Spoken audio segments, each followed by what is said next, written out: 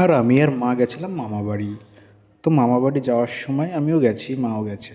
তো আসার সময় আমাদের বাড়ির রাস্তার পাশে একটা পেয়ারা গাছ দেখলাম।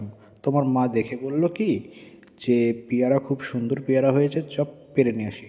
তোমার মা বলল কোটা নেই, কোটা নিয়ে আসি। তো আমি আমার মা কোটা নিয়ে বাড়ি থেকে আসলাম, এসে অনেকগুলো পেয়ারা পারলাম। তো মা বললো কি চল মাখা খাই আর করে রেখে দিই। তো রাখার পর এখন কাটছে, ঠিক আছে। কাটার পর আমরা খুব ভালোভাবে মাখা খেয়েছি। এই দেখো এই যে আমার ঠাকুমা বসে আছে।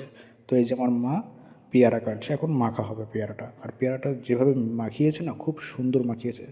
আর একটা ঠাকুমা এসে বলল যে খুব সুন্দর, যে আমাকে একটু দাও, আমি মানে জিভে জল চলে আসছে।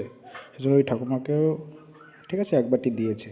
তো যেহেতু পেয়ারাটা খুব ভালো লাগছিল, খুব ভালো মাখিয়েছে, তো দেখো আমার মা এই যে শেষমেশ এইটা মাখাচ্ছে, খুব সুন্দর লাগছে। তো পেয়ারাটা দেখে সবাই মানে বলছে আমাকে একটু দে, আমাকে একটু দে। তো মা বলছে